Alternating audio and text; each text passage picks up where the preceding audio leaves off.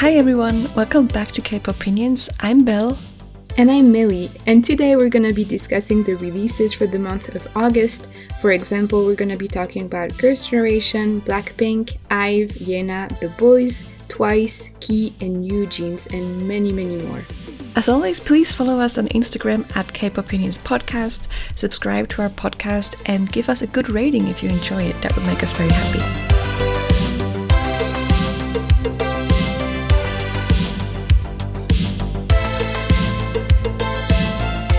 So how has this month in K-pop been for you? It was an up and down.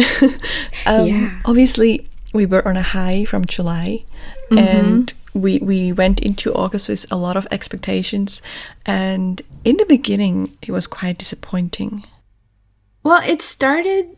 I think you're right saying we were on a high from the month before, because I remember the beginning of the month being really exciting. Yeah. But actually, when I looked back at the song that actually came out, it took a while. Yeah. And for a while, I even said, oh, this is a bad month. But then in the end, it got so good. And when I was preparing for this episode, it's not... I mean, July was just a highlight, but it's still better than the months we did before. Oh, yeah, for sure. Yeah, it was a really good month. Yeah.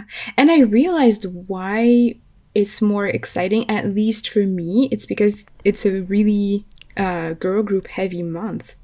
True.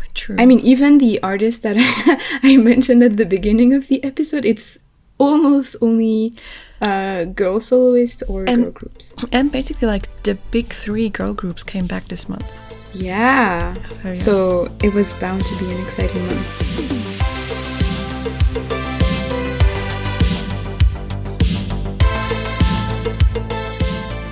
Let's start with New Jeans. Yes. Let's just get it out of the way. So New Jeans officially debuted this month with their first EP called New Jeans. Where do we begin? So I guess first of all, the members are, one is 18, two are 17, one is 16, and one is 14. And which that is too young. Yeah, that's already quite questionable. Yeah.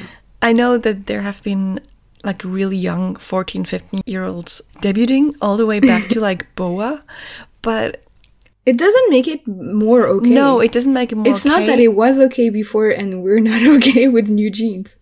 I've seen people say that minors shouldn't be allowed or able to debut in groups. And I've seen people say, but can you imagine how sad they would be if they knew that they had to wait till they were 18? And I'm like, what? I mean, children want to do things that they shouldn't all the time. And we don't let them. Like, you don't let a child's drive. Yeah, maybe people should realize that it's adults' job to protect children.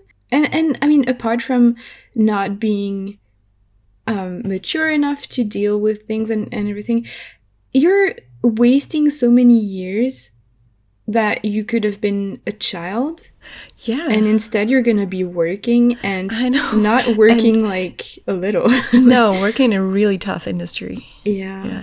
Also, like, I was going to get to this later, but since we're already talking about age, you can tell, like, I'm sorry, obviously they're talented, but I watched 2 live performances of Hype Boy, and they look so lost.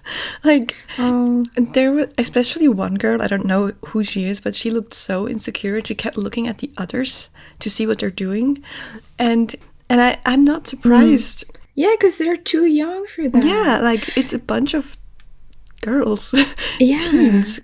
Also vocally, like, kind of weak. Yeah. But also, I don't blame them. I didn't like, they're 14 and 16. Yeah. Other idols had way more years of vocal training. That's another downside to debuting them so young. Like, don't you want them to be more skilled? Like, are you that desperate to debut them? Yeah, I have to admit, I'm not exactly sure what's the benefits from having such a young group. Why is it better?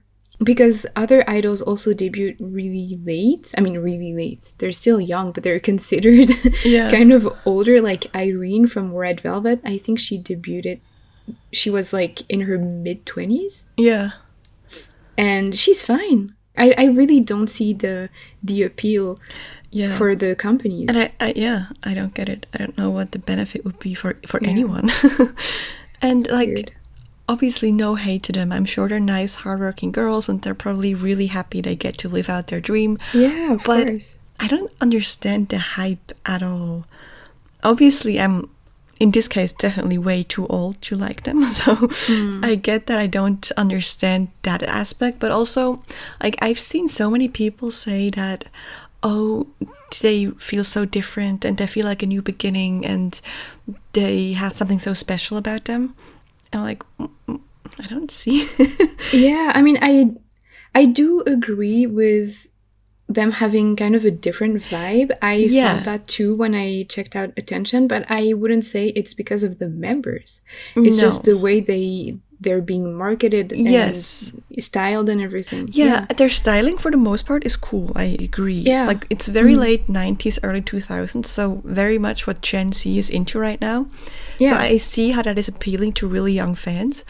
But the music, I mean, I see how the music is different, but not exactly in a good way. Yeah, Like, I mean, I honestly I like Attention. I think the chorus is fun, but they're absolutely not amongst my favorite. no, like, it's okay. It's like, yeah. it's okay, but not hype worthy in the way that it has been hyped, you know? I know. I truly also don't understand the whole hype around them, Yeah. but I don't really get it because they don't have the best songs. They have kind of different styling, but it's still like the typical thing that's trendy now. Yeah, It's nothing completely crazy. I don't understand why they're breaking so many records I and know. being so popular. Same. Should we talk about the song? Yes, let's talk about the music of theirs. Okay. We already mentioned Attention. Yeah. And I mean, I didn't like it at first. At Yeah, first, I remember. yeah, for sure, I was like, what is this? But it has grown on me, I'll say that. Mostly because it has a tendency to get stuck in your head. And Oh, yeah. before you know it, you're like bopping along to it while doing your dishes. So I like it's kind of different. It does Yes. this is the one that sounds the most different from the rest of music at the moment, I would say. So it was a good choice for the first one to be released, I think. yes. Because that definitely piqued my interest. And also I didn't know who they were and how old they were. So I was just like, okay, cool. Yeah. Hype Boy, I mean, it's okay. I don't Yeah. really care for it, but Yeah, and like both the music and the music video I'm kind of neutral about. yeah, and depending on my mood, it can be annoying. Yeah. Yeah. I know we said we were gonna talk about Hurt, Yes. but I do think it's by far the creepiest music video out of the bunch. Like the first time I watched it, I still didn't know how old they were, and I was like, "Ooh, that's uncomfortable. That's weird." You know, the way the camera lingers on their face and their lips, and Yeah. you know, it's just kind of creepy and uncomfortable. I clicked out of the video really fast because I was just so uncomfortable. And then a few days later, I learned how young they were, and that really creeped me out even more. Yes, and that is a perfect introduction to the next song, Cookie. Yeah, because Oh. Okay, before we get to the lyrics, which is obviously the big talking point here, the song itself is already pretty bad. But I feel like I can see that one could be okay with it in like an NCT sticker kind of way. yeah, Like, I feel like they're kind of similar in a way that they're not good songs objectively, very experimental and grating, but if you're a fan, you'll grow to love it at some point. yeah. Yeah. Agreed. Yeah. But the But lyrics. then, I wrote the worst parts down of the lyrics. Should I read them? sure. Okay. Remember, this is 14 and 16-year-old girls singing this. Made a little cookie, baked it just for you, this treat, but you know this ain't for free. If you want it, you can get it. If you want it, let me hear you say you want it more, boy.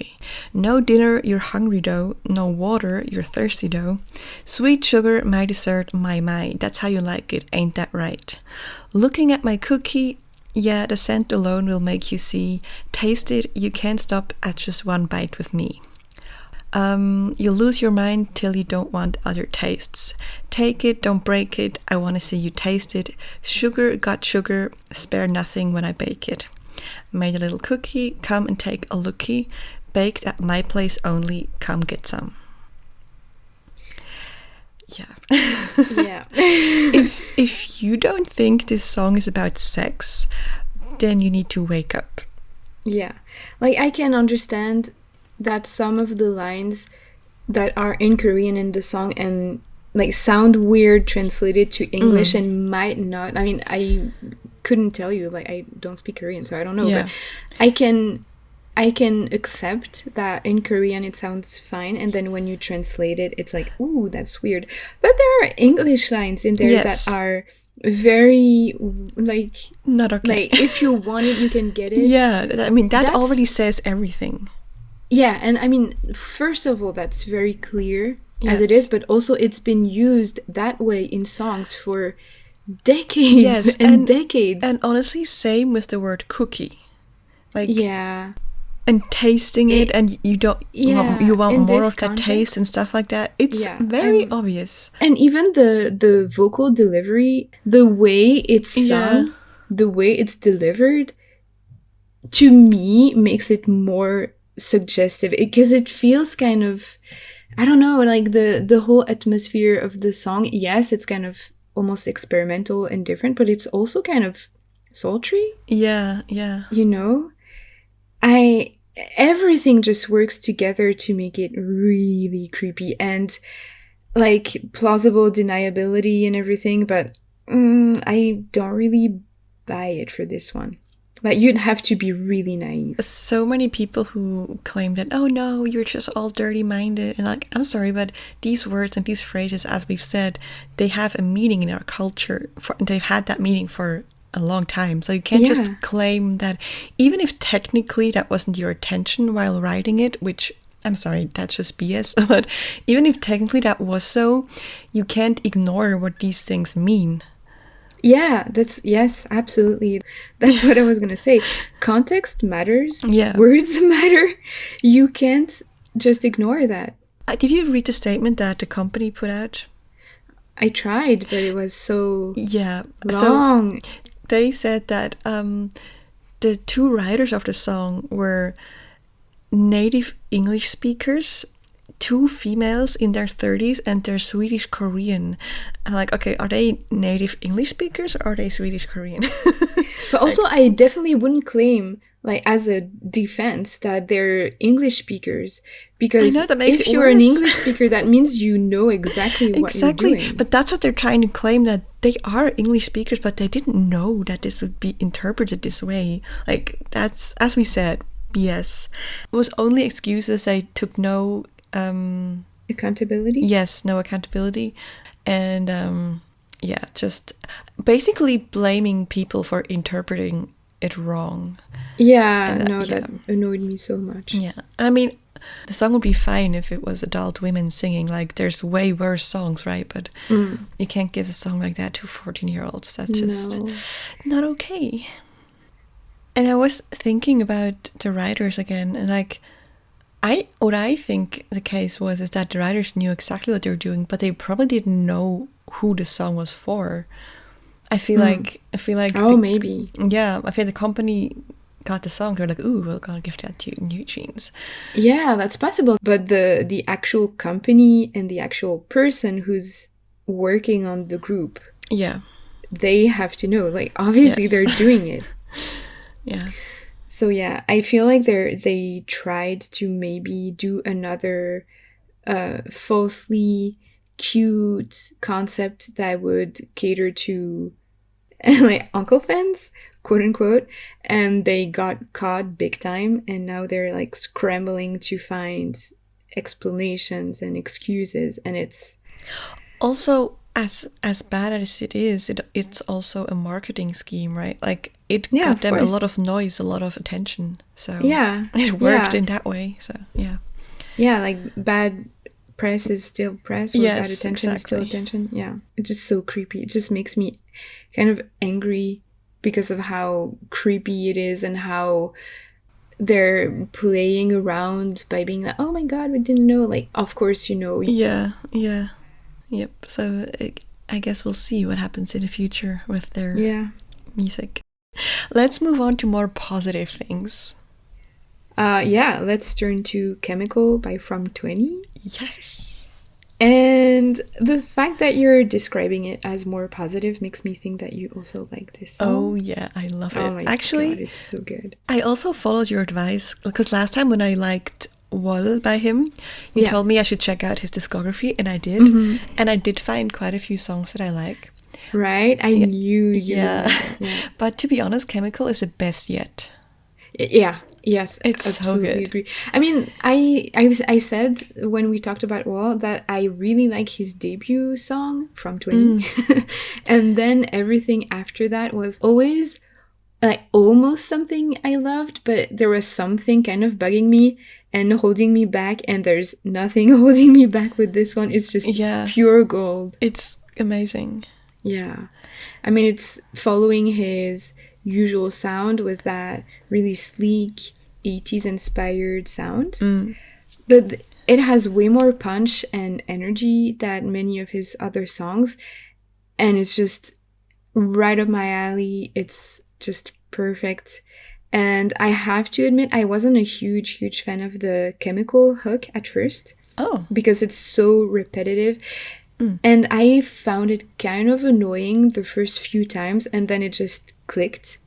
And now I love it. And I think the backings make it really fun. I love the synth strings in the background. It's kind of like almost hypnotizing because it's so like cyclical or repetitive. So good. And the music video is really nice too. You know what? I haven't. Oh, you should. It's really nice. This is off topic. Well, not really off topic, but a little straying off topic. When I was doing my research, because I didn't actually know that he's from Big Star. And so I was like, oh wait, I knew Big Star because I really liked Run and Run, their song. So I was like looking into what the other members are doing. And I saw a comment that said that this other member, Songha, now has a hand cream business. And I was like, okay, I need to look that up. I wasn't expecting that. I know, like so random. So I searched for this guy, and not only does he have a hand cream business, which is called Open Descent. It looks really fancy. He's also a competing bodybuilder and owns a Swiss dog, a Bernese mountain dog. Oh wow. I was like, what an interesting individual. So much going on here. And what about the rest of the members? I don't remember because they weren't spectacular compared to him. Yeah, it makes sense that you would remember him. I think one of them is on one of these dance shows that are on at the moment. You know, these, whatever they're called. Yeah. They always Dance have them. shows. Yes. Yeah. And the others I don't remember. I was too flashed by this hand cream bodybuilder dog guy. Well, I would still say that From 20 is the... Yes. I mean, I don't know how successful he is with his hand cream line, but... yeah. From 20, love so him. Good. So good. So let's move on to Smartphone by Yena. Yeah. Yeah. At first, I didn't like Smartphone. But I guess that was mostly because I adore Milie so much. Mm-hmm. So obviously it was basically impossible for her next song to be just as good. It basically would have had to be Song of the Year to top Milie, and that was unrealistic. But once I got over that, I actually really like it. It's super fun and bright and uplifting. And just like Milie, it's impossible to be in a bad mood when listening to it. And what I find very impressive is that with only 2 mini albums, she has already carved out a space for herself in the industry. Yeah, that's true. Especially in the solo girl industry. Like her sound and her visual style are like no other. It's hard to put in words, but it's like very colorful and bright, but not the classic way of cute that girl groups usually go for. It's like a fiercer, more crazy kind of cute. Yeah, kind of edgy, but not in a like edgy, but in a 100% bright way. Yeah, it's very interesting, and it's not done by anyone else. So it's impressive that she managed to do that with only 2 releases. Yeah, and especially because she's doing a style that's been done over and over. I mean, we talked about how many kind of rock inspired songs have been coming out, but it still sounds different and unique within that style. And yeah, I totally agree. She's really special. Yeah, and it looks very different too, like her music videos. Oh yeah. I feel like even people who don't like the classic cute concept might enjoy hers, because it's, like you said, edgier and a little more rocky, a little more, it's interesting. Yeah, and it feels very much like she and her team all know what they're doing, and it's, I mean, I like when it's self-aware, when they know the kind of image they're giving and they're playing with it. And that's the case here. Like, yes, she's being cute and it's a really bright concept and everything, but it's also playing with this idea of cuteness and brightness and making it something a little different, which I really, really appreciate. Yeah, exactly. Even though I'm not the biggest fan of the song, it did grow on me. And I already didn't like Milie as much as you did, obviously. But it did grow on me. Like, it's very nice. It's not my favorite, but it's nice. The one song on the album that I really, really love is Lemonade. I know. Oh my god, that was instant love. I played it and I was like, yes, that's the song for me. This song of the album. It's so instantly catchy, and this is even sweeter and cuter, but it has so much energy and, again, like punchiness. So it makes it really interesting, and it keeps it from being too sweet and too boring. I love it. So you have that kind of almost funky verse, like there's a funky bass line in the verse, and then you go to that really sleek, almost electro pre-chorus. But that works. Like, it works together. It's not weird. It doesn't feel like you're switching the style of the song. It's more than the sum of its parts. So it ends up being her own style, even though it contains different styles, if that makes sense. Yeah, it's so good. It's even better than Smartphone. And honestly, the whole album is pretty good. There was no song that I disliked. It's well crafted in the way that it builds on her brand and her image and her sound. And it's very well-rounded. It all fits together, So next we have Beautiful Night by Garo, which is another one of my favorites. I know, it's a highlight of the month. Oh yeah, for sure. It's so nice. So good. Yeah, it's just fantastic. I love the playful sound at first, and then that like surprise chorus is so good. Like, you don't expect it, and the whole chorus feels like it's pulsating, and I've already said I love that. The chorus makes me feel like it makes you want to spread your arms and spin in a circle.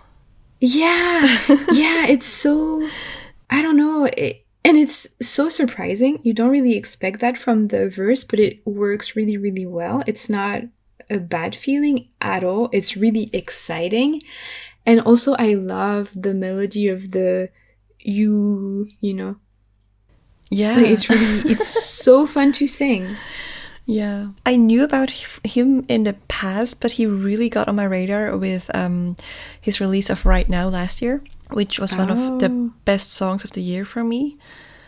By the way, also one of my mom's absolute favorite Korean songs. She loves Right Oh, Now. yes, of course. Yeah.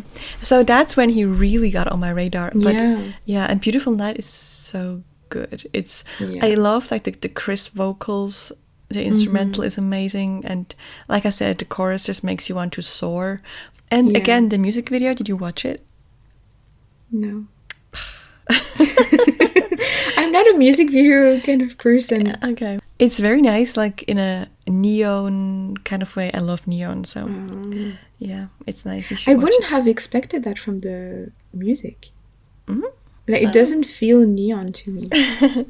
We have a very exciting one, especially for you, coming up. Yeah. SNSD, aka Girls' Generation's Forever One.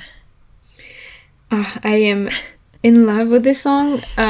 Just a heads up, I might cry. Okay. Because I'm still so emotional about this song and this album and the group. I mean, they're not even like my second favorite group. They're my number one, in a tie with VIX. But they're at the top, and they're the group I've been following that intensely for the longest. And just even without even talking about the song, which we will, just the fact that they're back together makes me so happy and emotional. I don't know, everything about this is perfectly done. Before we get more into it, can I just say one controversial thing? Yes. The title Forever One is slightly ironic. I will say it right now. I am incredibly biased. Like, I know there is one member obviously missing, and like every time I'm like, oh my god, they're all back together. I'm like, no, they're not.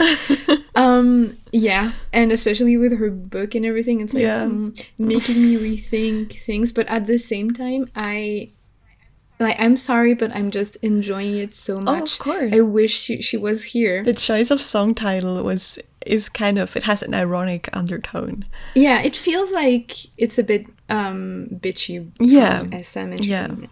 Yeah, but I mean, knowing how SM handles these things, that's exactly how they do it. I mean, like, no doubt. Yeah, same with Dongbang Shingi. They always pretend that the other person was never actually in the group. So, of course, it's Forever One. Because what? Are we missing someone? No, we're not.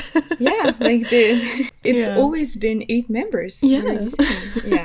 Yeah, like I know this is, part of it. And it's not even that I'm choosing to ignore it. I'm not. It's just, I love them so much. And I'm so happy and so emotional that I can't help but enjoy it 100%. Yeah, I get that. I mean, it would be the same for me, I'm sure, if I was that into them as you are. I'm obviously also very happy to see them back together, because I also always liked them. And they all look so good. Oh my god. Yeah, but everything, I watched the music videos. Yeah, I was gonna say times. That one you watched. Oh yeah, I was refreshing the page the day it came out. I was so excited, and it's so beautiful. They all look amazing. The promo shoots. Oh my god! Like, I completely lost my mind. It's not just the fact that they're together. It's the fact that they look. I know, so happy. They're all together. Glowing. Yeah, and like their interactions and everything. And the live performances, you could tell they were all like beaming. It was so nice to see. They were so happy. Oh my god. The song is something they've never done before. Yeah. I feel like going for something different kind of signals that they're not a group that's done and they're just coming back this one time to be like, a fan favor or something like that. Yeah, it's like, no, we're still around. And the first time I listened to it, I was like, okay, it's good, but it doesn't really sound like them. But the more I listen to it, the more I realize it is very them. Like, Yeah, exactly. yeah, Same. behind the first impression of, oh, it's new and different, you realize it's really core SNSD. Yeah, like Yeah. it's new and different, but at the same time, it makes perfect sense for them. Yes. Honestly, it feels like this song is just shooting pure emotions straight into my veins. I don't know how to even describe this song. Like, yes, I can say I love the bass, but apart from that, yes, it feels a little electro. It feels more mature than some of their other songs, but still girly, but in a way that feels natural for women of their age. And it has that amazing anthemic quality, and it feels like a big deal. You know, when you listen to this song, you're like, oh yeah, it's not your average K-pop song. And I even sent this to one of my best friends because she watched Run On and Soyoung was in it, so she knows her. She listens to a bit of K-pop, but she doesn't know that much about it. And I sent the music video to her, and the first thing, one of the first things that she said was like, this feels like a big comeback, like they've been gone for a while and it's a big event. I was like, yes, exactly. And that's why I think it's so perfect, because you can tell, even if you don't know them, that this is special. Yeah. You know? I think the only, apart from the song title, the only criticism I have is that the choreography, a few steps are a bit weird.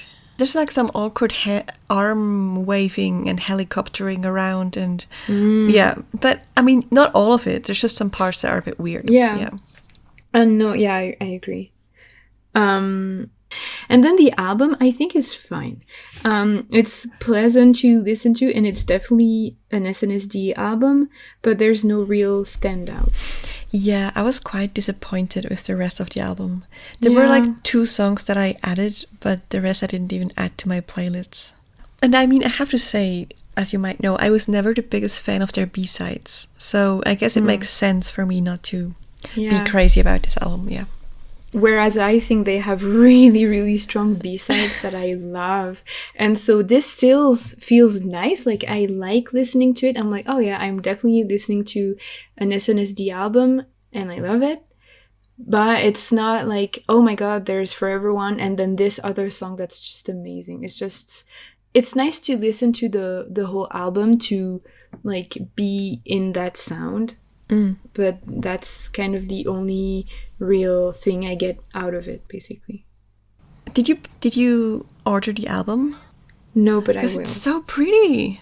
I know, like everything is so and pretty. Did you see the limited edition? It's so, I need that too. No, because I know I'm not gonna be able to get it, and I don't want to look at it and know what I cannot have. But why can't you have it? But if it's a limited edition and I can't buy it now, it might. Okay. You know, I don't want to look. I don't want to see. I don't want to know what I'm missing. Disclaimer: she literally bought the special edition the next day. We're gonna talk about My Little Lamb by the Black Skirts, which is super nice, right? Okay. This is I don't like when you start with okay. This is the kind of song that would be played at the dentist, and even even then, with my mouth wide open and like drooling all over the dentist's fingers, I would still be thinking, wow, I hope the next song is better. Oh my. I'm speechless. I can hear by your laughter that you think this is really fun. You really think you're doing a thing, right? Yes. You're so mean. Because your reaction was just like silence. I was like, oh, I really got her there. You did. Oh wow. Such hatred. No, I didn't say I hated it. I was just like, I'm just saying that it's, even for a dentist song, it's boring. Yeah, that doesn't exactly scream, oh my god, this is so good. True, but I didn't say I hate it, because when I hate a song, I will say it. It's just, in the negatives. Yeah. Okay. Well, to me and to other sensible people, this is just super nice and laid back and fun. It feels like a late summer song, and it makes me want to just lie down in a field in the sun and enjoy the day and relax. I don't know, it feels really like resonant and full, and there's a lot of reverb and layers, but it still is light and sunny. I really like it, and like that confirms to me that this is definitely an artist to pay more attention to, because he collabed with Crowdloo for Dream Like Me, which that was we nice. Both loved. Yeah, it was so good. And this is very different. I mean, it makes sense with that sound, but it's still pretty different, but I really like it too. Okay. Yeah, I mean, good for you. Yeah. Thank you, yeah.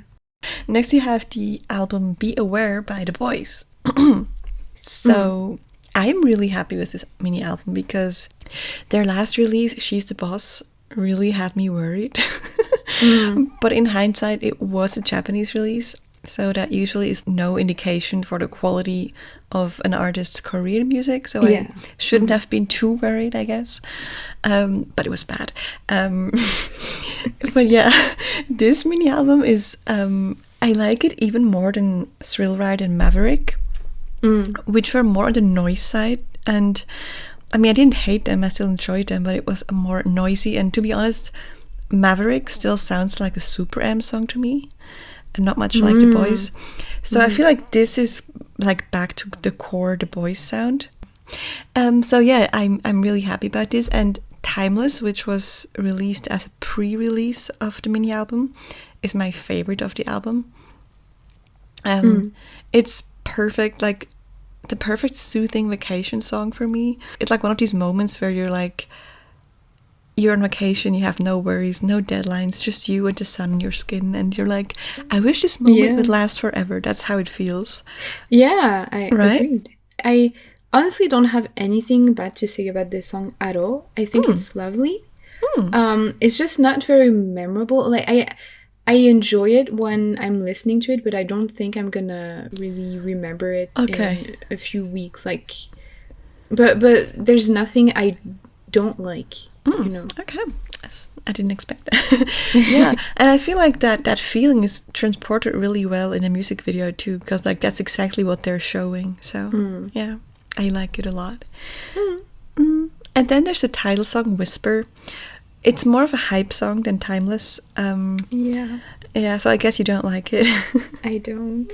I figured. I mean, it's also not my favorite. It's fun. It feels like a continuation of Thrill Ride, but it's better because Thrill Ride was quite out there. But they do have like that same style in a way. But yeah, it's not my favorite of the album, but I think it's a decent The Boys comeback title song. So yeah, I will say it has its moments. There are melodic moments I really like, but overall, I mean, you know it. I'm sure by now our listeners will know this is just not a style that I really like.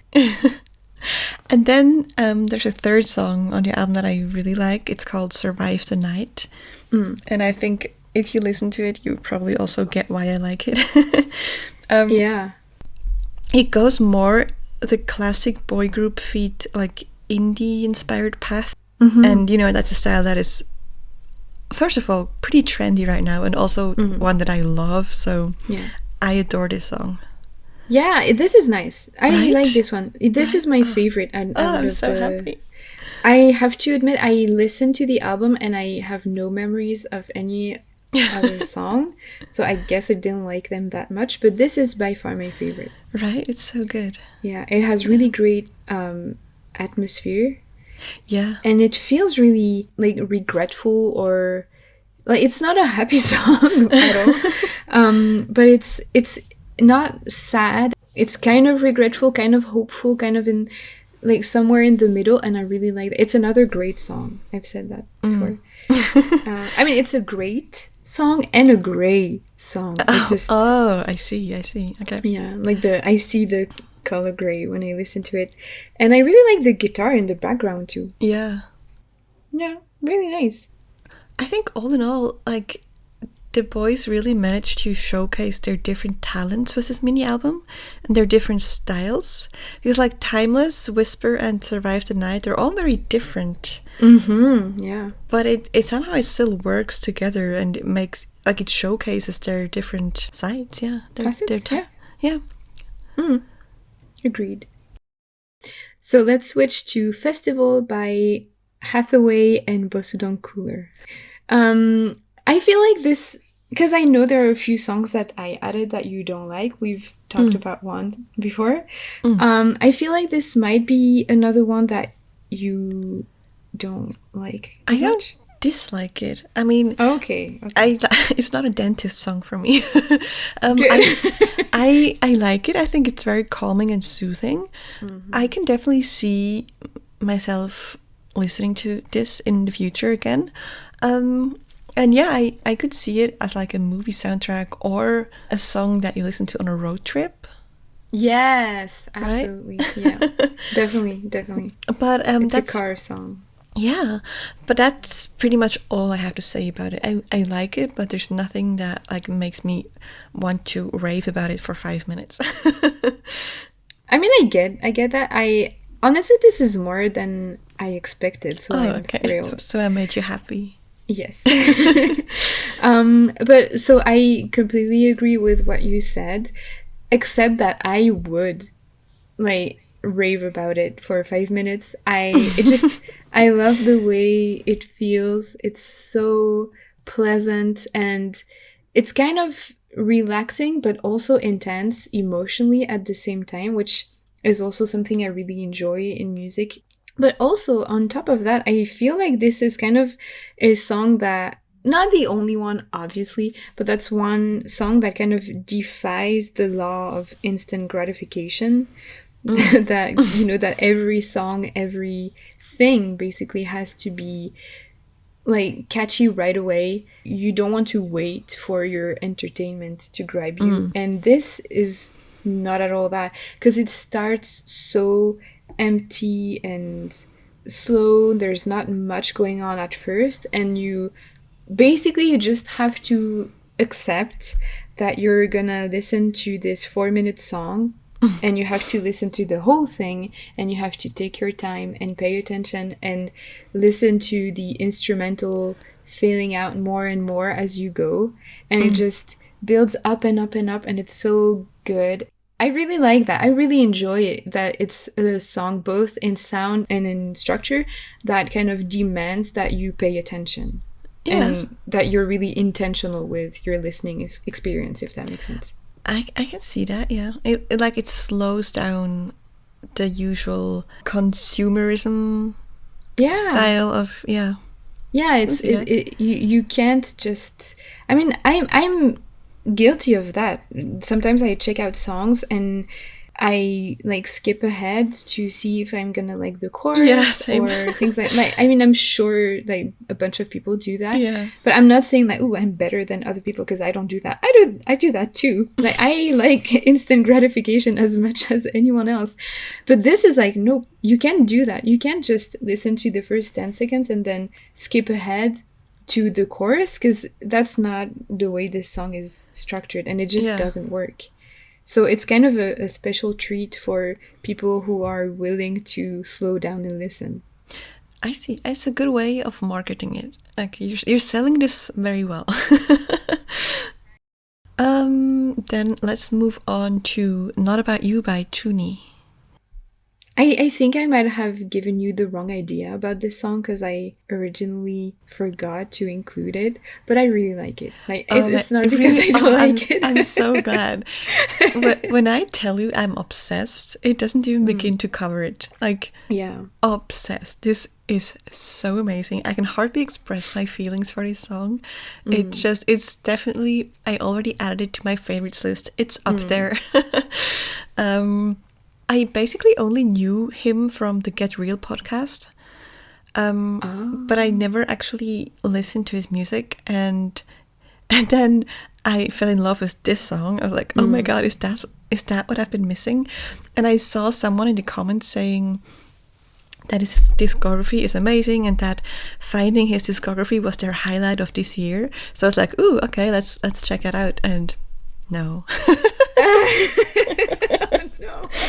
I had so much hope. I know, me too. I found like one song that I liked apart from this, but the rest is just like not my thing at all. I'm not saying it's bad music, but just not my style at all. But Not About You it stands out so much. It's so incredible.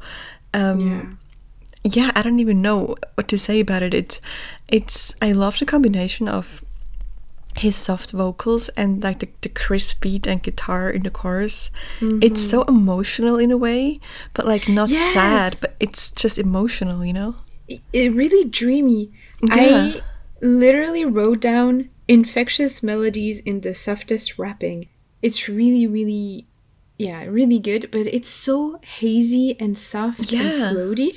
But then it's so true, like the percussions and the bass kind of keep you tethered in place. Yeah. Like that's the one solid ground to stand on, or not ground if you're in the clouds. And it's absolutely perfect. I know. Oh, I'm so glad you like. I wasn't sure if you like it, but it makes me really happy. I don't think we could have a more abrupt transition than to go from Not About You to the next song, which is Pink Venom by Blackpink. This is not exactly the same style. No. Yeah, so Blackpink is back.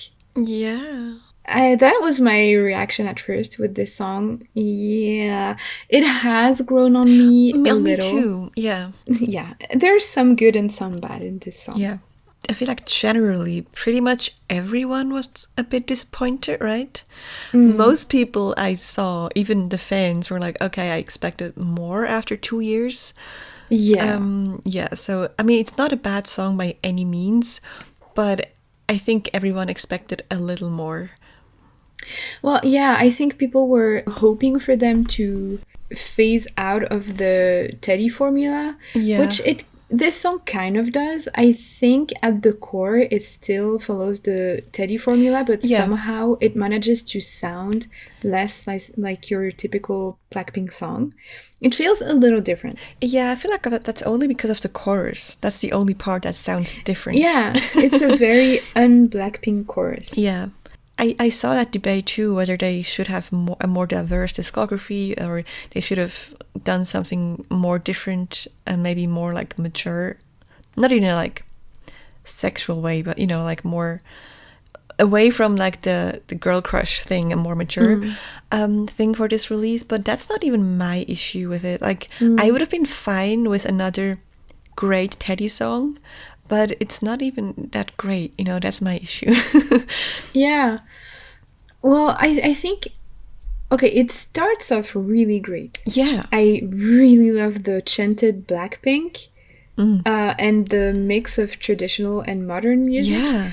This is amazing. And Jennie's opening rap is really great. I like the rap parts in general. I actually like the second one even better in the second verse. Yes, exactly. No, totally. Yeah. Because her opening rap is amazing, and then Lisa's is almost as good, but it, as often with Lisa, I feel like sometimes she gets more like campy lines that don't always work. Yeah, and that's kind of the case here. I like the referencing of other songs, but it's good. It's still good, but it's not as good as Jennie's, which is just amazing. And then sadly, I really don't like the pre-chorus. I don't like the melody juxtaposed with that lonely guitar riff. It feels really empty and not very satisfying. Yeah, despite that, I feel like the pre-chorus is the most typical Blackpink part. Yeah, but kind of failed. Yeah. And usually they have really, really great pre-choruses that... Usually it's the opposite. The song starts and I'm like, yeah, okay. the pre-chorus and hits. then the pre-chorus just makes you happy. Yeah. Because it's good. And this time it's the opposite. So I'm like, what? But yeah, and then the chorus is the part that I've changed my mind the most about. I hated it at first. Me too. And now it's really annoying. Like, actually, this whole song is infuriating because it's so catchy. There are parts that are stuck in my mind all the time, but it's so awkward to sing in public. And then the chorus stuck in my mind. I know. Every day, all day. Same. But also really awkward to sing. it's the same effect that Attention by New Jeans had on me. I didn't like it at first, but then it was stuck in my head all the time, the chorus. So I kind of had to start liking it because I kept singing it in my head. So it's definitely different. I'll give them that, the chorus. Yeah. And it gets stuck in your head. So I've grown to accept it. Yeah, me too. I really wasn't a fan of the weird high-pitched voice. Yeah, I know. I still don't like it, but because it's so catchy, I'm forced to be okay. Yes, with it, exactly. basically. And obviously they look amazing. And I mean, the music video is stunning too. And their styling is really, I love Jenny's in the second verse with that crop top and the sleek hair. Yeah. Yeah, that second verse is amazing. Yes. So good. And I like the kind of like Middle Eastern melodies too. It's a really fun mix of sounds and influences. I think it's a good try. It doesn't completely succeed, but there are nice ideas in the songs. Yeah. I still hope that it's kind of the same as with their 2020 album, where the pre-release is typical Blackpink, and then for the title track they will go with something not necessarily like Lovesick Girls, but something a little different. Oh, I didn't like Lovesick Girls, so. But yeah, I'm really excited for the album. Yeah, me too. We are this already month. next month, so this month. Yeah, I'm really excited for it too. Let's talk about the EP OK by Six. Six were always in this OK group for me, this group of groups. Wait. Yeah. Interesting, tell me more. This group of groups that I know them, I know songs by them, but I think they're just okay. Ironically, that's what this album is called. Yeah. But when I saw the teasers for this comeback for the song 458, I got really excited. I was like, ooh, this could be the moment I become a fan. Because it looked so great. I saw the teasers everywhere, like on Tumblr and TikTok. People were really getting into that.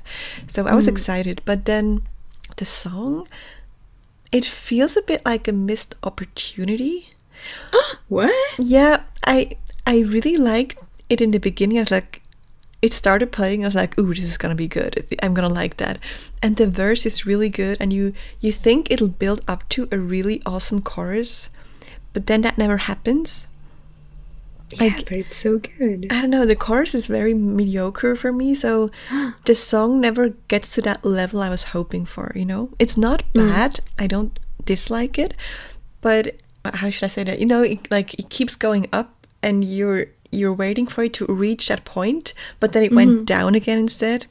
So it just stayed on that level 1 instead of getting to level 2 that I was hoping for. Anti-drop. No, not in that way. Kind of. Not really. I just mean like a feeling is like that, but I'm not really. I wouldn't really classify it as an anti-drop. It's just not a good chorus. I don't know.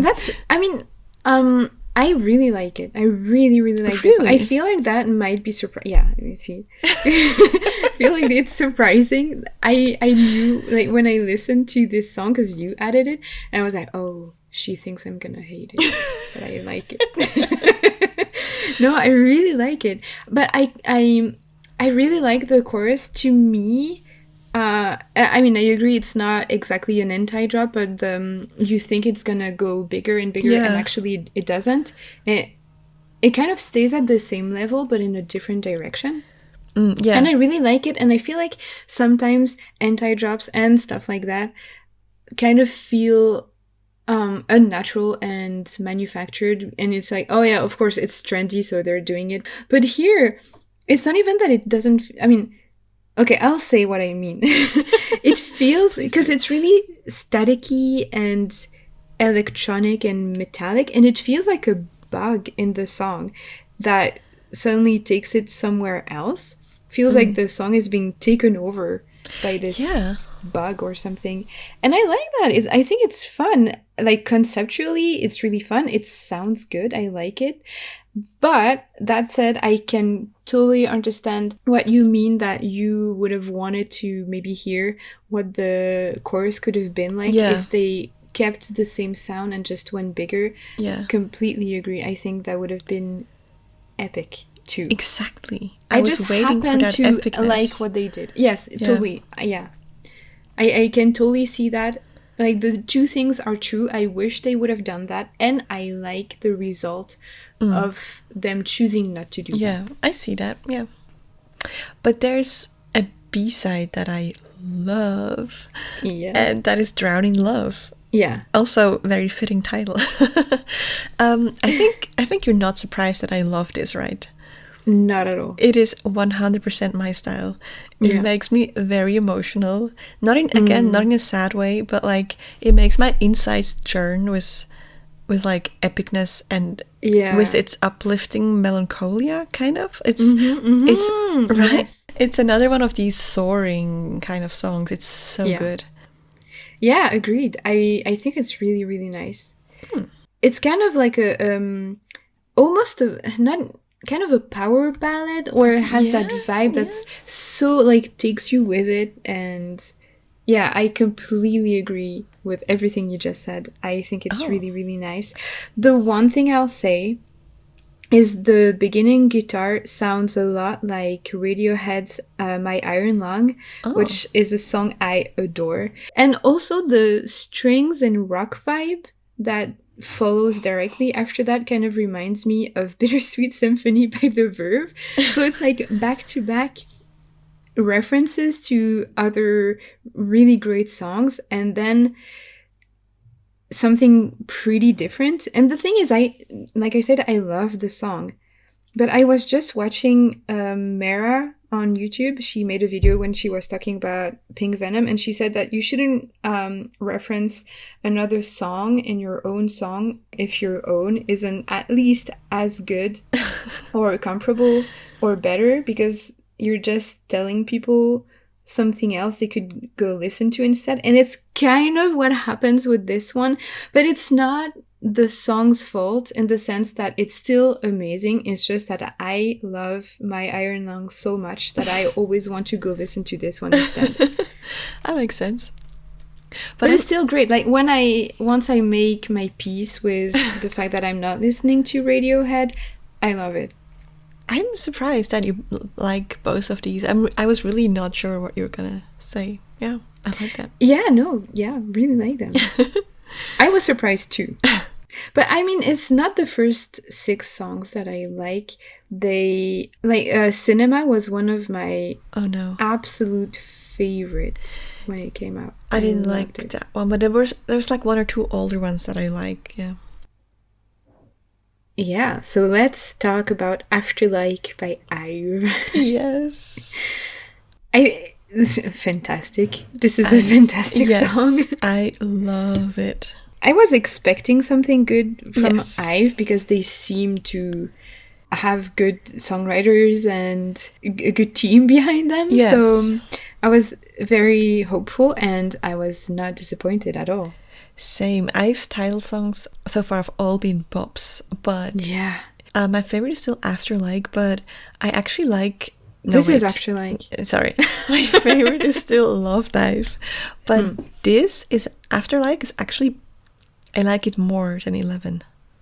I don't know if I can really tell which one I like the least or the best. They're just so good. I know. They're just in a league of their own at the same level, but in very different styles. Yes, and IVE is definitely my favorite of the current, like, very new rookie girl groups. Yeah, same. And I'm so excited for what's gonna come next. And when I said that, like, New Jeans' Attention and Blackpink's Pink Venom were stuck in my head, this one was like, actually the most stuck in my head. Yeah. Yeah. So I think, as most of you know, it samples Gloria Gaynor's "I Will Survive."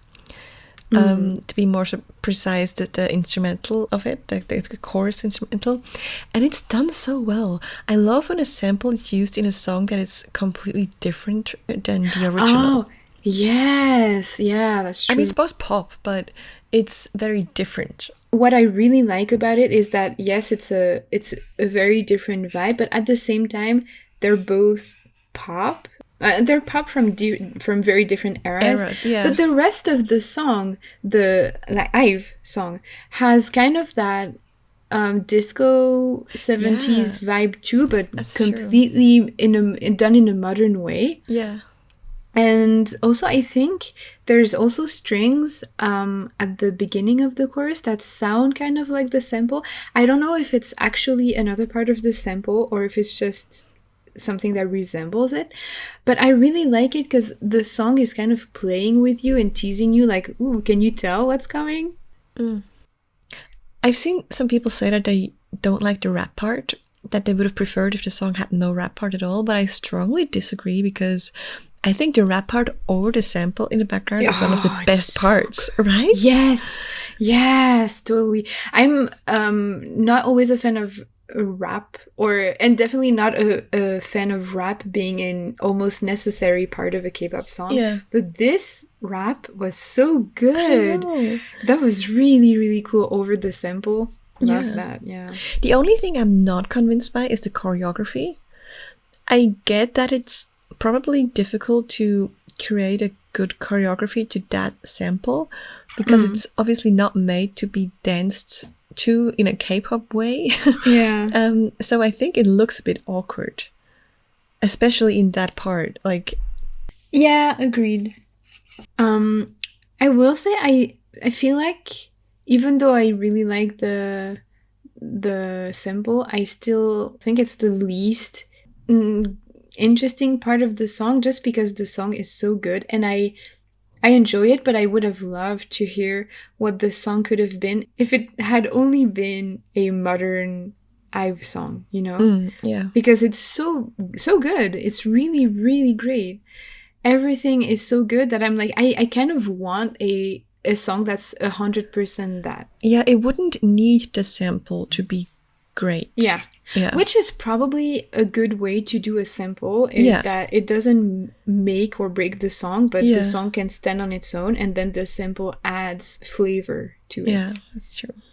But yeah, I have in very high regard so far, and the production value is always so good. I cannot wait for more music by them. Hopefully, a mini album or album soon, instead of just singles with one B-side. Honestly, I don't mind that they have only singles right now because they've been so good, and I would much rather, especially with a newer group, I would much rather have a team that's focusing on quality over quantity. Yeah, but it would be nice to have a mini album at some point. Yes. Okay. We are coming to the next exciting one. That's Losing Game by Leo. Yeah. I'm gonna be very truthful about this. If anybody else had released that song, I don't think I would have listened past the 20 seconds. The first 20 seconds. But it's Leo, it's Vix. Obviously, I'm gonna listen. And I know, again, like with the SNSD track, I know how biased I am. I do enjoy it at the end of the day. It's probably because it's him, but I don't care. Yeah, same. I mean, this is my first comeback as a Leo stan. Because you turned me finally into a Vix fan after a long time. But so yeah, I was really excited for this. But like you said, I liked it because it's him. I mean, it's not bad. No. I like that it's like this sensual R&B style that's kind of reminiscent of Rain or Taeyong a few years ago.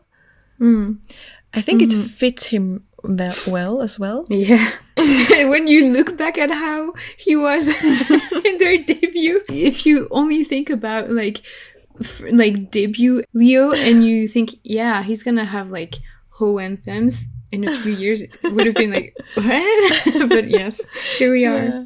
I mean, it's not Song of the Year by any means, but it's a good song and it fits him. It's a good R&B kind of sultry ballad. Yeah, like nothing wrong with it. And pretty much the whole album is like that. Like I listened to it and there's nothing to dislike about it, but it's also not like, oh my god, album of the year. Yeah, no. Yeah, but it's just nice. And I mean the concept and his visuals. Oh my god. Out of this world. Yeah. I'm pretty sure, either I dreamed that, or he actually said that when he came back from enlistment, that he hadn't been able to wear the clothes that he wanted. And so now he's gonna, like, never button a shirt all the way up and wear, like, revealing outfits. I'm pretty sure he actually said that. I can probably find it again, but if not, then I just dreamed it. And I mean, am I wrong? No. I will say I really like the bass in this song. It's kind of different from what you hear, especially in K-pop, because it's less like processed and smooth than the usual K-pop bass sounds, you know, because K-pop tends to make all imperfections and roughness disappear, and that's not the case here, and I really appreciate that, and it's really prominent in the song, and that's really nice. I really like that aspect of it. And yeah, I've just been enjoying the content and the face chain and the outfits, and he just had a concert where he was wild in, and he went into the audience and everything. I saw that. I was just like, only Starlights can like stay calm when a VIX member is in the audience with them. Like I would have been weeping also. And I'm a Starlight, so. And the choreography is so cool. It's like really effortlessly cool and smooth. It's really nice. Yeah, that's kind of his brand with his solo stuff. I see we are switching to another song that I'm unsure what you think about. I have maybe an idea of what you feel about I Love You by Western Kite. Yeah. I'm gonna take a wild guess and say you're not a huge fan. To continue the dentist metaphor, is it a metaphor? Not really. But so if I'm sitting at the dentist and the song changed from My Little Lambs to this, and you would say something. I, while still in pain, would think, okay, this is slightly better, but I wish you would change the station, because I don't want to fall asleep and choke on my tongue. I mean, obviously it's not the most exciting upbeat song ever. I will give you that. It's pretty boring. No, I'm sorry. No. Just please. It's so not boring. I could use this to fall asleep, I guess. But that, well, it doesn't really mean anything, because I can fall asleep to anything. But yeah, this one especially. But it's so not boring, because it's so it feels really calm and chill, but it's so raw. There's, again, like, it's another one where I'm just like, it's so like filled to the brim with emotions, and I can barely contain myself when I'm listening to this, like really just paying attention and feeling the feels. It's another song that's like demanding that you take your time with it, and that I really appreciate that. Like, I think you just have to close your eyes and sway gently to the rhythm and kind of lose yourself in it. And yeah, you have to take your time and listen to it. I can accept that for one song, but now it just seems like an excuse for it's boring. You know what? I knew you were gonna say that, but I don't agree. Because a boring song, even if you take your time with it, you're just gonna be like, yeah, okay. Yeah, exactly. Like there, like this one. But with this, I'm just like, oh wow. I don't think you need to. I think it's fine to play and just like listen casually. I really like it. I like the melodies. I like the way it sounds, the textures and everything. But if you really take your time and you take it in, it just makes the experience better. I really, really love it. Next one is by Ravi and Wien. Yeah, another comeback by a VIX member. Yeah. I don't feel the same way as I feel about Leo's track, but I like it. I usually don't really like Ravi's style. I know. But this is nice. Like, it's not my favorite song ever, but it's definitely up there for his solo. Well, I mean, it's a duet, but you know, like his solo career. That's definitely up there for me, I think. Okay. It's very pleasant. I'm pleasantly surprised by that. Because I had the need to talk about this because I think the time has come to out myself as a fan of Ravi's music. Oh my. I am shooketh. Because I thought we talked about Ravi before. Yeah, but I secretly liked it. Oh, I mean, you don't have to secretly like him. I know, but like in the beginning, I myself couldn't believe it, you know? I'm as surprised as anyone because his style it's not the style I usually go for.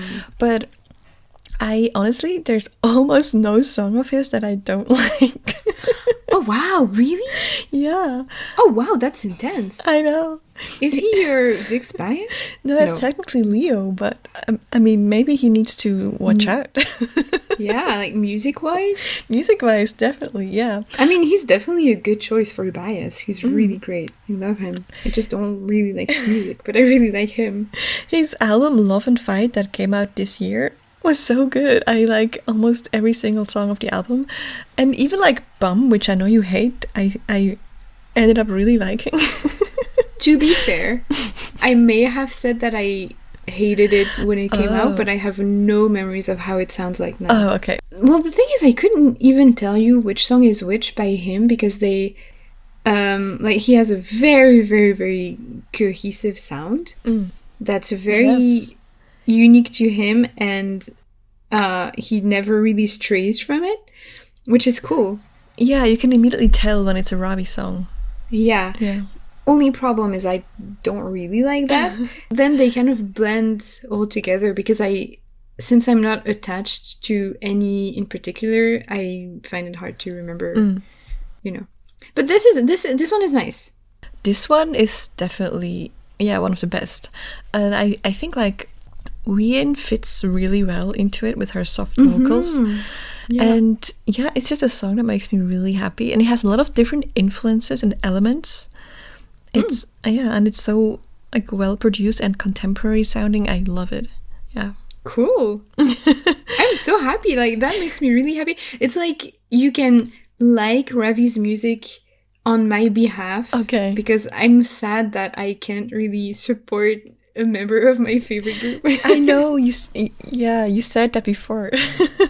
So I will stand in for you. Thank you. I should say I don't like his solo music style, but obviously he's written a ton of songs for VIX and other people, and I really like him as a songwriter.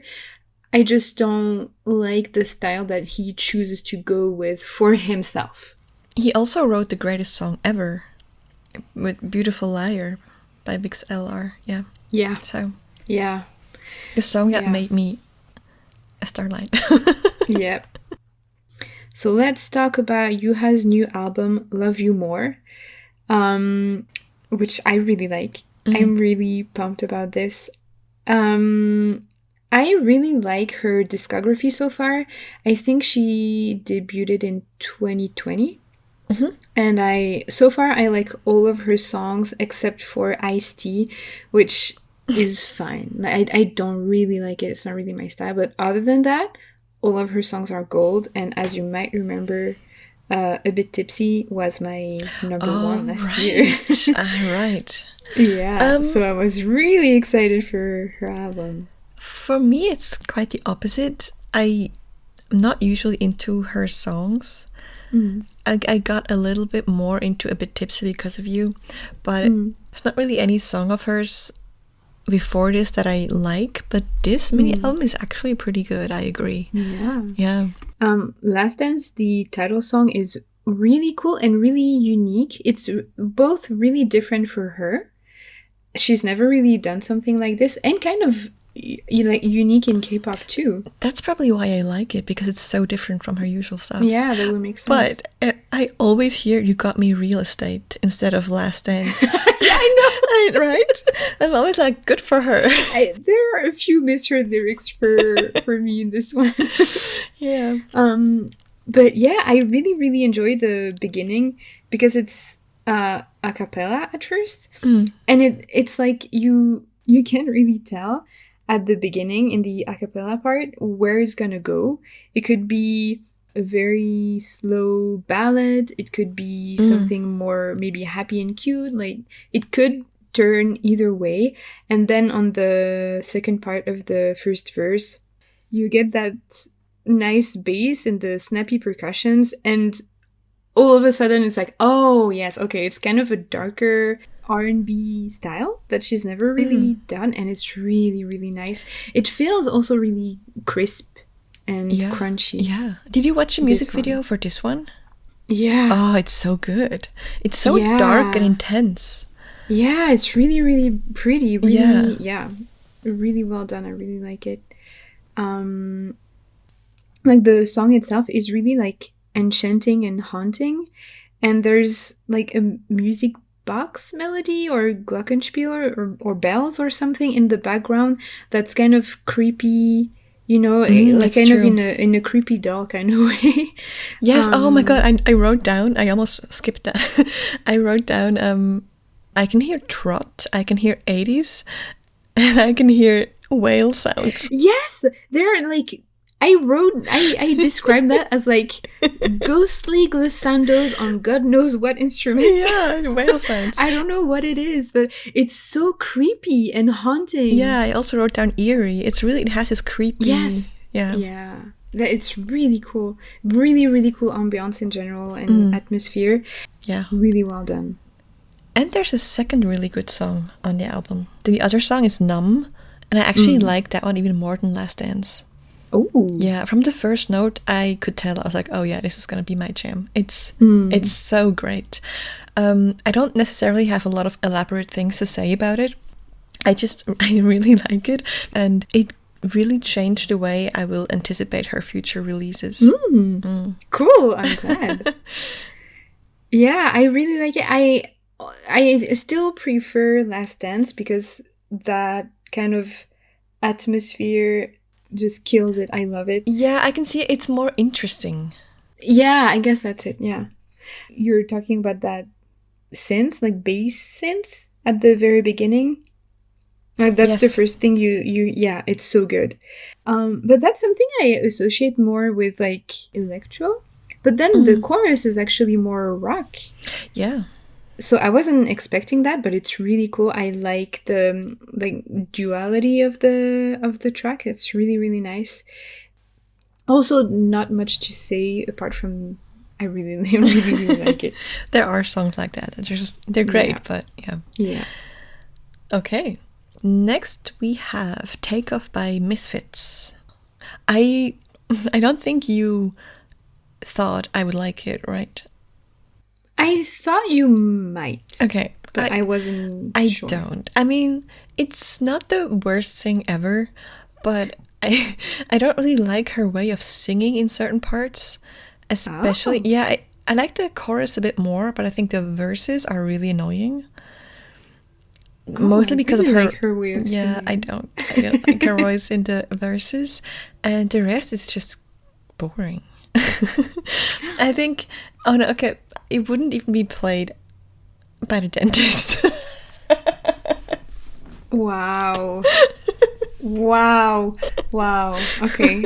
I never thought that our friendship would just end like this, but here we are.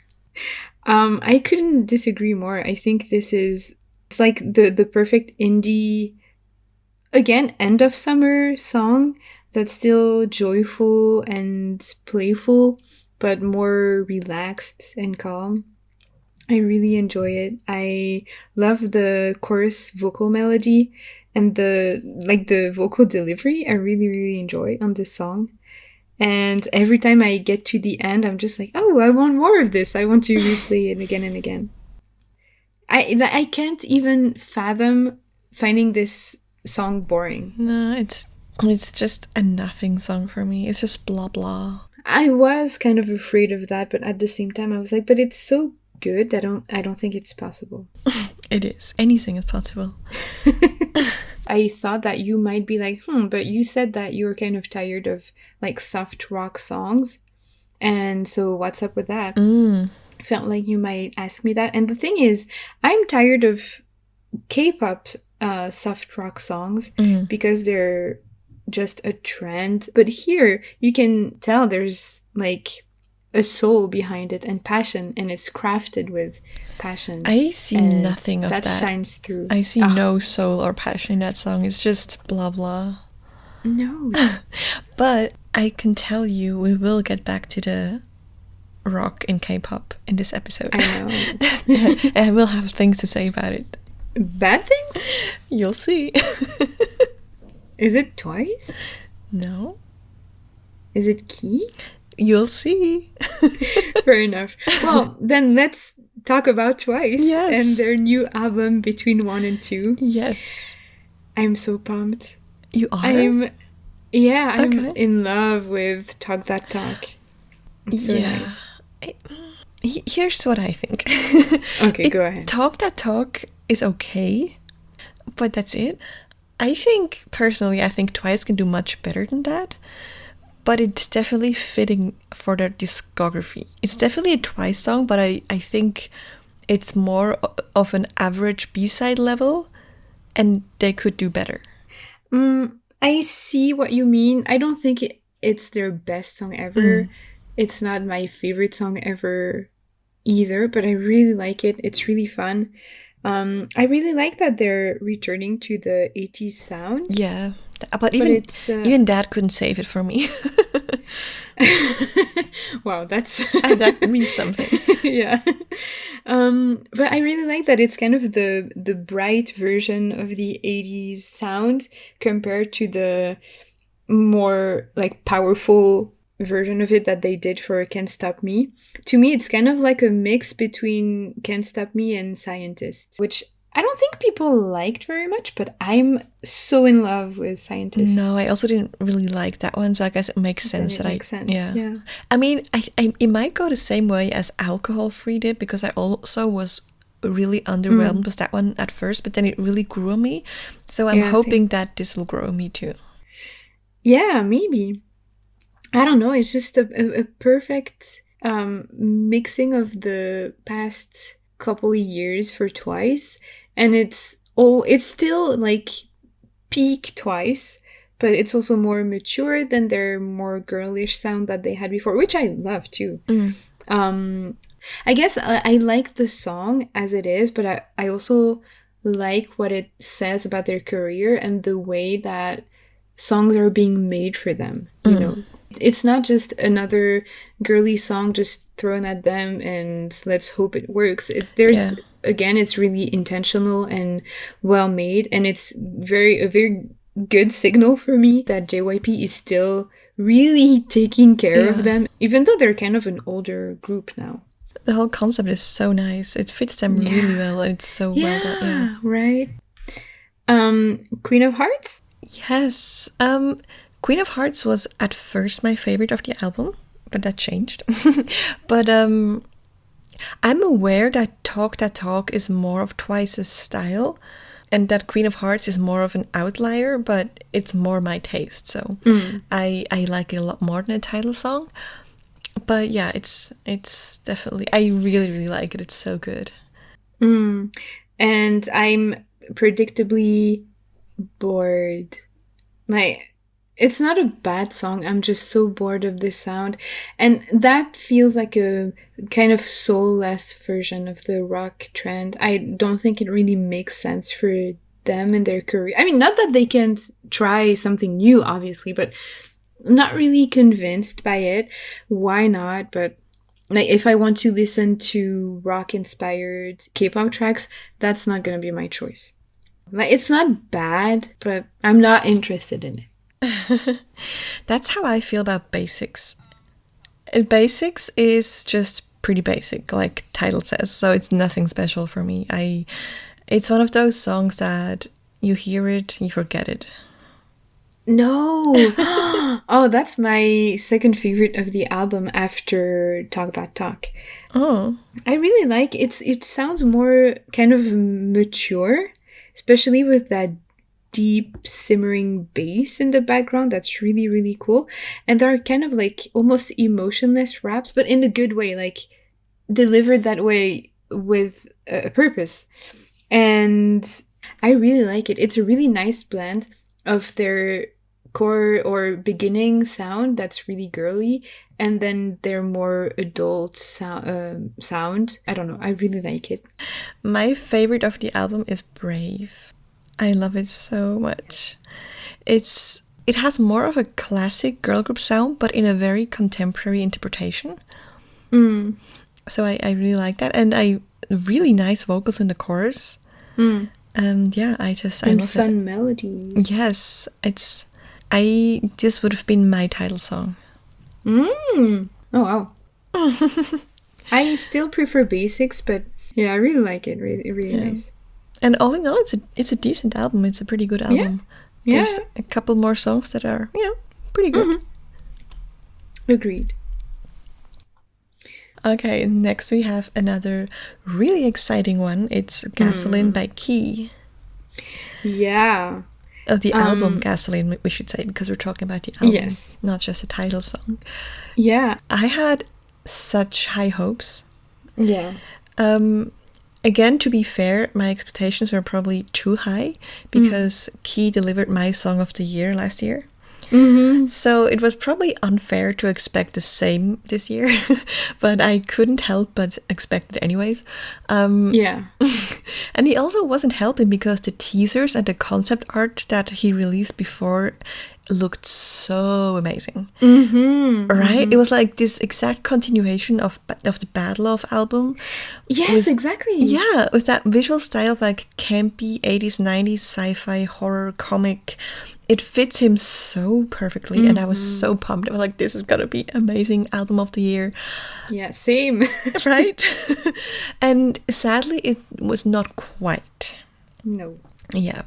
The title song, Gasoline... Did it grow on you more? Not yet. Yeah, because me neither. I mean, the song's biggest fault is that it's sung by Key, because... Yeah, I mean, because it's I know what you mean, right? It sounds yeah. bad, but because it would be a perfectly basic hype boy group song. But yeah, if it's Key, you expect a little more. Yeah. Oh, honey, no. Yeah, exactly. The music video looks amazing. I mean, that's no question. But it's just completely wasted on a basic song. Yeah. Yeah. I've decided to watch the music video but play my favorite song of the album. That's a instead. good idea. I should do that. Yeah. I mean, it's not a horrible song, but it's just not the quality I expected from Key. Yeah, because when I think about Key, I think like original, refined, unique, expensive. I don't know, and it feels like completely different from the direction he went with his first album. Yes. And true. I mean, which is not necessarily a bad thing in general to go with something different, but it feels not only different, but also like such a downgrade. Yeah. And even like the really, really amazing SM production value behind it doesn't save it. You can hear it's been produced well and everything, but the song behind that is just not good enough. Yeah, but I mean, with all that, or at least I have to emphasize again, I only feel this way about the title song. Yeah, oh yeah. Yeah, because there's other good songs on the album that are really Yeah, good. I mean, yeah. the album in general is nice. It's good, Honestly, yeah, it's very nice. Should we move on to the songs that we like? Yeah. Okay. Another Life Yeah. is god tier. It's truly amazing. This is exactly what I was hoping that Gasoline would be. Yes, exactly. This is what I was hoping for. This is the perfect continuation of Bad Love. Yeah, which is why I say I played this and I watched the music video, but I played this because visually it kind of works anyway. Yeah, I can see that. But also that's exactly the sound that I thought the title track would be. So like, who cares if it's a B-side? I'm just gonna pretend that's the title track. It's the perfect style for him. It fits him so well. Yeah. I wish he would go more into that. Yeah, absolutely. Yeah. I would even go as far as to say that it's better than his first album. I know you might disagree because... Definitely disagree because Song of the Year was Saturday Night. Yeah, so. But to me, not only this following... I mean, it's not that it's following the style from his first album. It's like they had the whole album and then this was in there and they were like, you know what would be wiser to do is to take the best song of the album and release it as a B-side on another album. This is gonna be great. That's how I feel that conversation went, you know? Because to me it's by far his best song ever. It definitely feels like it could have been on the Bad Love album. Yeah. There's literally nothing I would change, nothing I would improve. This is absolutely flawless. Well, is it gonna be your Song of the Year? I don't know, but I know it's gonna shoot straight up to the top. I'm not sure exactly of the placement, but it's gonna go from 0 to like top 10 extremely easily in my playlist for the year. That's for sure. I see. Well, it's gonna be pretty high on mine too, but it can't beat Saturday Night from last year. So that's pretty hard to beat. It's forever one of my favorite songs. There's a third song I want to talk about, and that's Villain, featuring Jeno of NCT. It's so good. I feel like this one is more, because it's not the same style as the Bad Love album and Another Life. You could, however, sort it into a similar style circle with Saturday Night, because it's a little more understated. And it's good. I immediately added it to my Halloween K-pop playlist.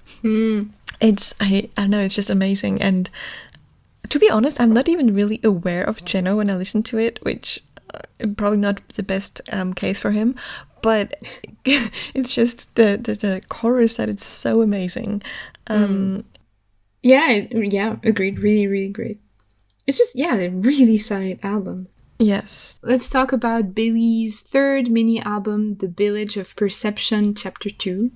Yes, it's their third album and it's Chapter 2 because everything about them is weird. I will talk about that.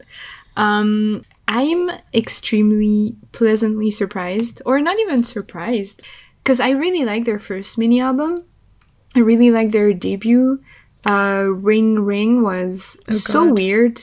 Yeah, I don't think you like that. I hated it. Yeah, I loved it. That was my jam.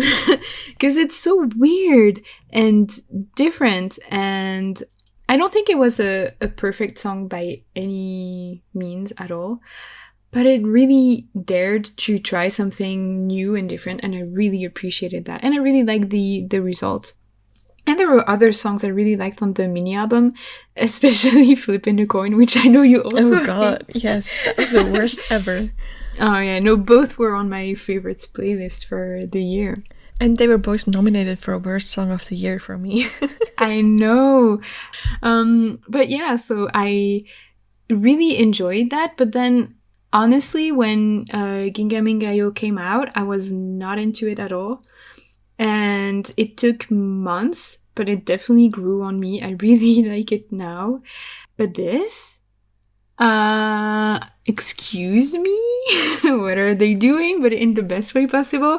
Ring My Bell is so good. I fear that's the one like rocky K-pop song that you don't like. Yeah, It's my favorite Billie song so far, which doesn't mean anything because I didn't like a single song they ever released so far. Yeah, I mean, look, I was listening to it and I was thinking what you said the other day. At this point, I'm getting kind of sick of the rock trend because if it's a good song, sure.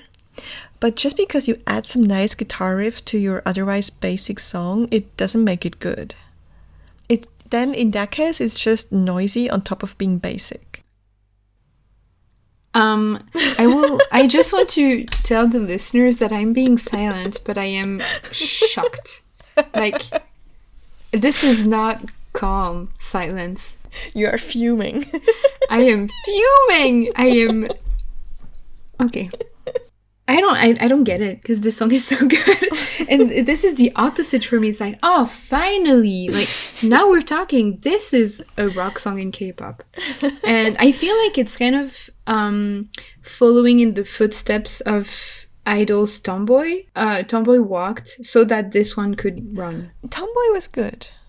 It was. No, I liked it. But I think this is doing a similar thing, but better. This is so exciting. It doesn't feel watered down to me like other rock K-pop concepts have been feeling lately. We get the like actual really powerful, intense electric guitars. We even got like actual rock vocals, like unhinged energy. I feel like they've always had that unhinged energy, like I said before, but this time it's like channeled through a genre that really fits that. I never would have expected that from them, but it really works. I'm so glad they went with that. And that's kind of what I meant before, that they have been trying something new with each of their releases. And I sometimes complain when K-pop groups do that. They try something different and different and different because it feels like throwing spaghetti at the wall and seeing what sticks. But for them, because they've always done that, it just feels like they're really wanting to do something different each time and either find the sound that will fit them best or just like, we don't have a single sound. We are just going to do whatever we feel like it. So I really enjoy that. I think that's really fun. And so far, every time it's been able to, channel that energy and weirdness that they have in a different way and show a different facet. So that's been really cool, really interesting. So I'm really excited about them and will definitely keep following them or start actually following them, I should say, and paying attention to them. Yeah, and for me at this point, I should just accept that Billie is just not for me. Because the spaghetti that's been throwing, for me, none of them stuck. And they, not only didn't they stick, they also left like a gross mess on the wall. Yeah, I mean, I get that. Yeah, I think the mini album as a whole is really nice. I really like it. And especially Milie, which is the first sound. Yeah, I know you're not gonna like it because the first thing I noticed about it is that it sounds kind of like FX's Rum Pum Pum Pum, which you don't like. Oh, true. Yeah, but I really like that like percussive sound, and the kind of melodies in Rum Pum Pum Pum are back in this, and this is amazing. Like, that's great for me. I love it. And like all of their song titles are written weird. Everything about them is weird. Literally, it's like Billie is doing the, from Riverdale, the I'm weird. They're doing the I'm weird speech. Except for them, it works. And for Riverdale, it was, cringe. Extremely cringe. I wrote down the only good part of this song is the video game sound in the beginning. Yeah, everything is good about it. The rest of it is just boring to me and I hate it. Oh no, I love it. We're getting to the last song of our detailed section, and that is Go by Coyote. Yeah. Yeah. I am obsessed with it. It makes me so happy. It has a very specific feel to it, and I'll explain it. It has the uplifting but also kind of positively melancholic vibe that an ending song of a musical film has. You know, it's like something that at the end of a movie or a show you see all the characters sing together. Like the ending of High School Musical. It's that feeling That's of, what I was thinking. right? It's that feeling of it's over, but we all love each other and we are looking into a bright future. Something like that. Yeah. Right? That's how it feels. And obviously it has that old school sound. I mean, it also makes sense because they're a first gen group. Yeah, they always have that sound. Yeah. And for any Germans out there, it also kind of reminds me of Schlager in the best way. Yeah, I just love it. This type of old school I love. Yeah, I enjoy it, but not as much as you do, clearly. Clearly. But they not in a not in a sarcastic way. Just clearly you really enjoy it, and Yeah. I'm happy for you. And it for me, it's just kind of a happy summer song with a retro sound that they always have, and that's it. I really like overall their sound. Yeah, I me think too. it's really cool, and because they stick to it and that no one else really does it like them. Yeah. Their songs are always really recognizable. Yes. And sometimes it's not even that this is a miss. Like sometimes they hit and sometimes they miss and this is a miss. It's not. It's just that sometimes they hit Your more. spot. Yeah. Like they get it more right in other songs to No, me. for me, I feel like it can't get more right than this one.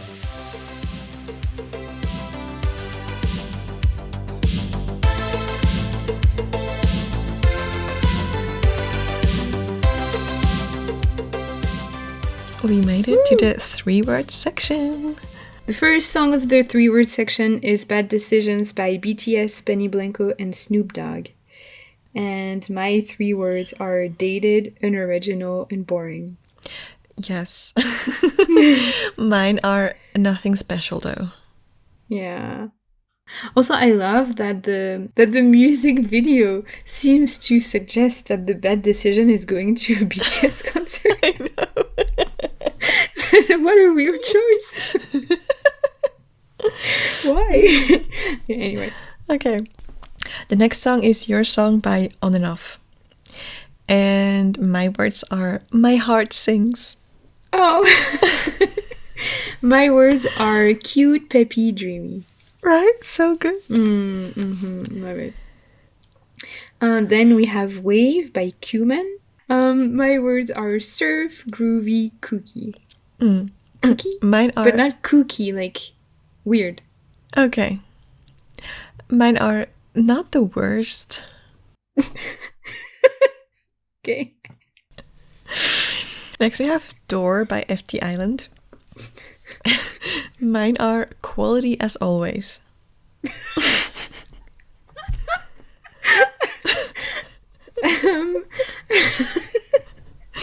Mine are limp, generic wooing, but Okay. not in a good way. Like Okay. woo, Yeah. like whooping. Then we have Don't Hesitate by Wonho. Do you want to go first? Sure. Okay, mine are I trusted you. Okay, we agree. Mine are Universe Ruins Everything. Yes, I know. I Except Astro and There, Universe. there are a few exceptions. Yes, but most Universe releases are crap. Yeah. Next we have In This World by Jejun. Mine are yes, Ballad King. And mine are ...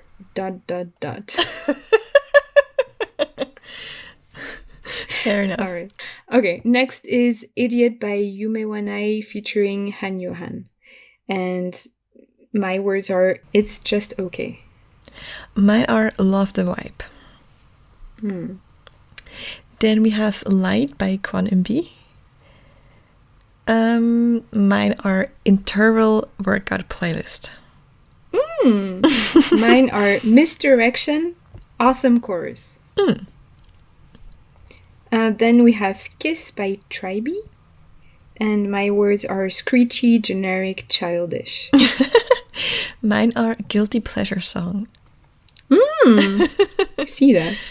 And then we have La Vida Loca by Nick. And mine are Excited for More. And mine are Cool Acoustic Guitar. And finally, we have Replay by Golden Child. My words are funky electro rock. Okay. Mine are Sighing in Disappointment. Oh. Yeah.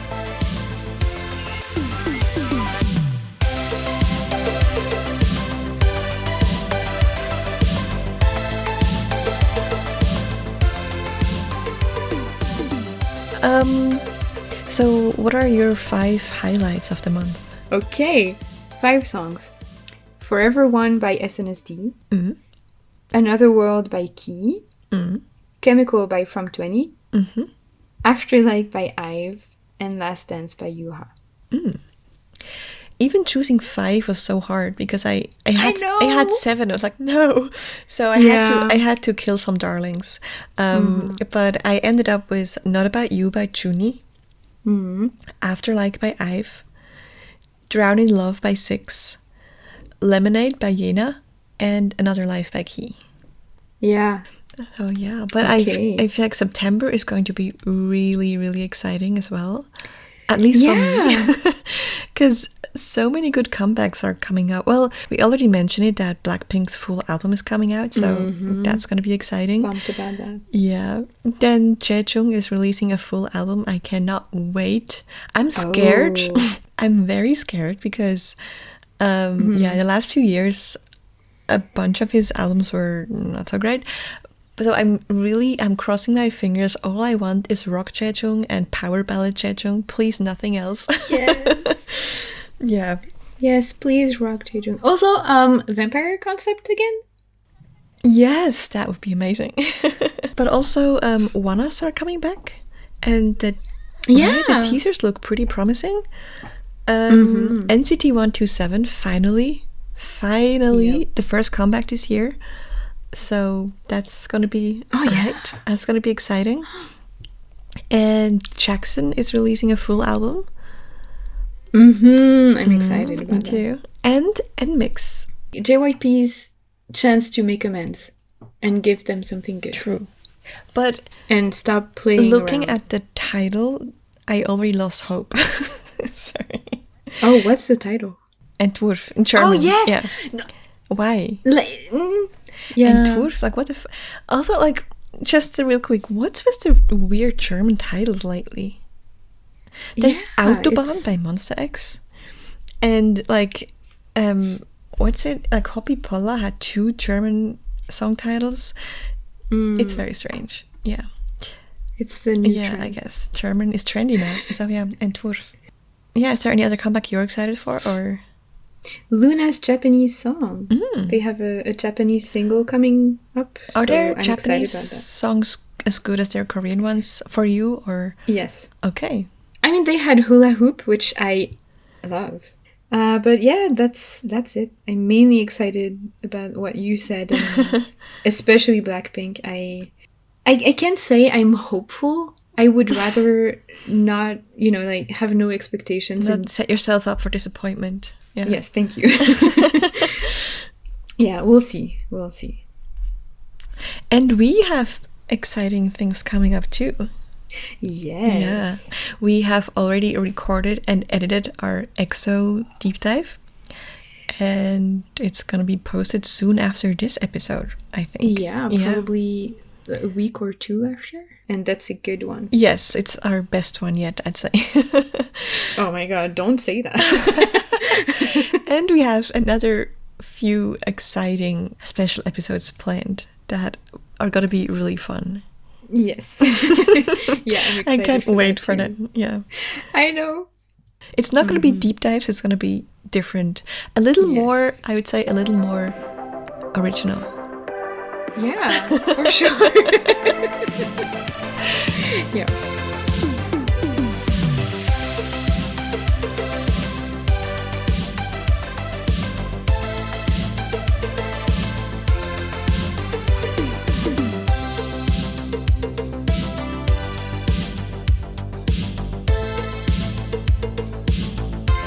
Thank you so much for listening. Once again, we hope you enjoyed this episode and you will be anticipating our next releases. As always, don't forget to rate the podcast and follow us at K-popinions podcast on Instagram, and have a good one. Bye. Bye bye.